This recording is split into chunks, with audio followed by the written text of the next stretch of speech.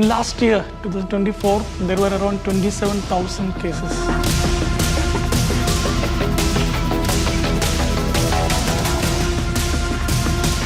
Why is it increasing in Kerala? If you do not fill the minds of youth with hope, they will fill their veins with dope.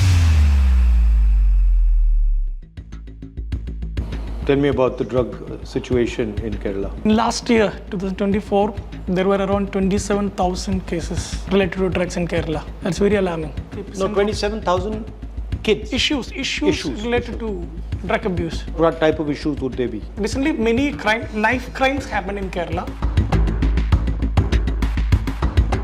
The drug use has shifted from these plant-derived sources like maybe a cocaine or a marijuana to actually synthetic drugs. So I think that is a shift which is marked from the situation. And why has that happened? Ease of production, sir, one thing. And from what I understand is, when you're talking about synthetic drugs per se, the high that you get is immediate and very potent, as opposed to say a ganja, marijuana that you're trying to smoke. And when you're talking about synthetic drugs, the sooner that you get high, same is the crash, and then you want it again, Crave it again. Is it also connected to unemployment? Because generally if people are employed, they don't get into these type of activities. I think becoming like source of income also. Careers are increasing. So we can make money easy from selling drugs.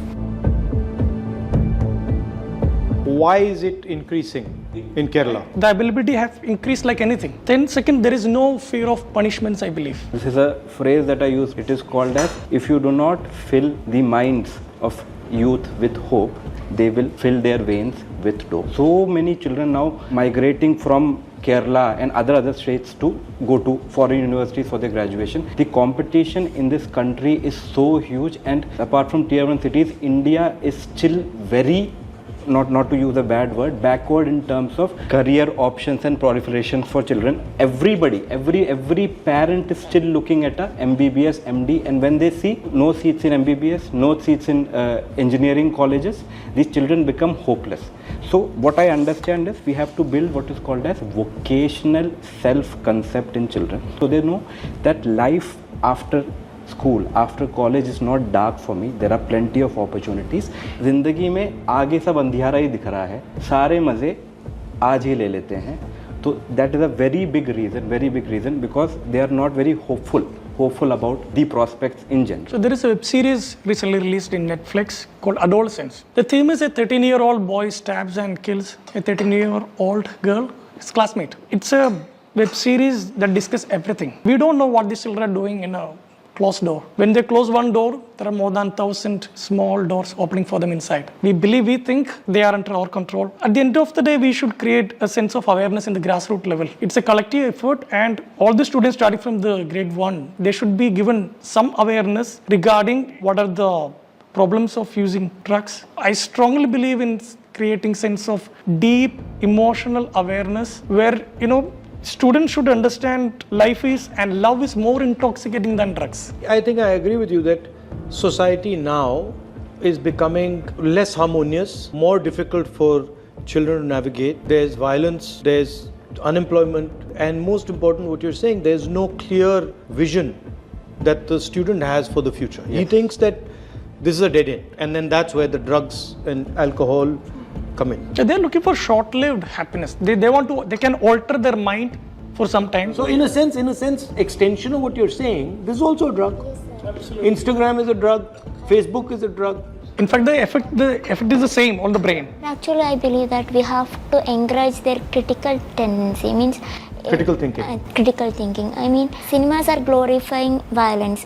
Actually, we have to allow them to question what is happening inside the cinema. Also, our education system, at least the part of it that I was involved with here, you're not allowed to ask anything.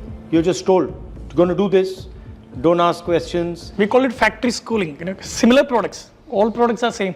Schools have to take the responsibility to actually educate parents about other avenues. There are more courses, there are greener pastures other than NEET and BTech. But that is also the idea of hierarchy and caste. Now, because everybody in India has decided that The modern Brahmin is the engineer. Yeah. The modern Brahmin is the doctor. Modern Brahmin is the lawyer. Everybody wants to do that. So what would you do if you were the government of Kerala? Number one is life skill education in children. So when I say life skill education, it is how to be assertive, how to have good emotional intelligence. Unlike IQ, EQ, emotional intelligence can be developed in a child. When you work on skill building, you have wonderful outcomes. So that is what I believe. I think two lines you said are very good and very apt. One is, if you do not fill students' mind with hope, they will fill their veins with dope. And the second one also is the concept of opening one door that opens 1,000 doors. So Closing one door. I mean, the student closing their door, opening. No, but I've reversed it. Okay. I've said that the government should open one door that opens 1,000 doors for them. True. You know, so that their imagination can flower and they can have thousands of options instead of this one option that, you know, their parents are trying to force on them. Well, thank you very much for coming. Pleasure. I like these two lines.